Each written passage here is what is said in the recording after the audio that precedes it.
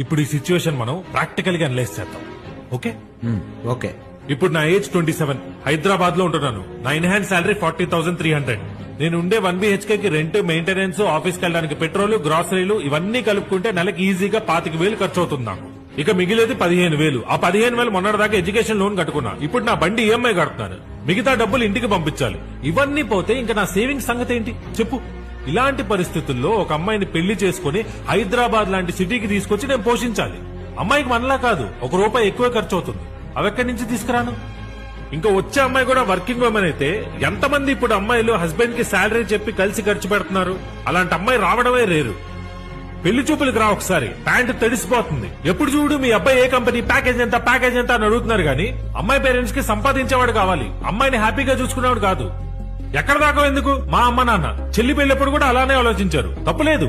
అందమైన అమ్మాయిలందరూ లవ్ మ్యారేజ్లు చేసుకుంటున్నారు. యావరేజ్ గా ఉన్న వాళ్ళేమో గవర్నమెంట్ జాబులు చూసుకుంటున్నారు. ఇంకా మిగిలిన అమ్మాయిలు డీటెయిల్స్ పంపిస్తున్నారు, ఫోటోలు పంపట్లా. పెద్ద అప్సర్ అసలు. మరి ఈ అమ్మాయి డీటెయిల్స్ పెళ్లి చూపుల వరకు కూడా రానివ్వట్లేదురా. డీటెయిల్స్ కనుక్కొని ఇన్స్టాగ్రామ్ లో, వాట్సాప్ లో మెసేజ్ చేసి వాళ్ళ రిక్వైర్మెంట్స్ మ్యాచ్ అవ్వకపోతే మ్యాచ్ క్యాన్సిల్ అని చెప్తున్నారు.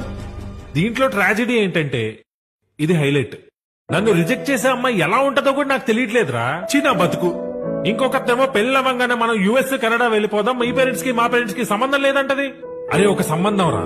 అమ్మాయి యావరేజ్ గా ఉన్నా నేను ఓకే చేశాను రా. నేను లావుగా ఉన్నానంట, ఆ రీజన్ చెప్పి క్యాన్సిల్ చేసింది. అరే సంబంధం పేరుతో సంబంధం లేని విషయాలు చెప్పి సంబంధాలు క్యాన్సిల్ చేస్తుంటే ఒక్కోసారి కాన్ఫిడెన్స్ చచ్చిపోతుందిరా. ఇలాంటప్పుడే అనిపిస్తా ఉంటది, చిన్నప్పుడు ఇంటి పక్క అమ్మాయినో, కాలేజ్ లోనో దేనో దాన్ని లవ్ చేసి లేపుకొని వెళ్ళి పెళ్లి చేసుకుంటే బాగుండేదని. సో ఫస్ట్ ఒక అమ్మాయి దొరకాలి. దొరికిందే అనుకో, మేమిద్దరం సంపాదించే సంపాదనకి హైదరాబాద్ లాంటి సిటీలో సేవింగ్స్ ఉండాలి. ఆ తర్వాత మాకు ఇష్టమైనవి కొనుక్కోగలగాలి, ట్రిప్పులకి వెళ్ళగలగాలి. అవన్నీ దాటిన తర్వాత పిల్లలు. అరే మేమే సరిగ్గా బతకలేకపోతుంటే ఇంకో ప్రాణాన్ని భూమి మీదకి తీసుకొచ్చి ఇబ్బంది పెట్టాలా? పెళ్లి చేసుకొని చాలా మంది హ్యాపీగా ఉన్నారు, నేను ఒప్పుకుంటా. కానీ నాలాగా ఆలోచించి కంప్లీట్ గా పెళ్లి మీద ఒపీనియన్ పోయిన వాళ్ళే ఎక్కువ. ఒక్కోసారి భయం వేస్తూ ఉంటుంది. డీటెయిల్స్ పంపగానే అమ్మాయి సైడ్ వాళ్ళు ఓకే చేస్తారు.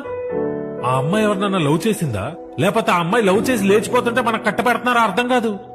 మళ్ళీ ఈ మీమ్స్, న్యూస్ చూస్తుంటే భయం వేస్తుంది ఒక్కోసారి. Wife kills husband for her lover అని news articles. Wife punches husband in her face for not spending time with her. ఇవన్నీ చూస్తుంటే ప్యాంట్ తడిసిపోతుంది. పెళ్లి చేసుకోవడం మీద ఒపీనియనే టోటల్ గా దొబ్బేస్తుంది.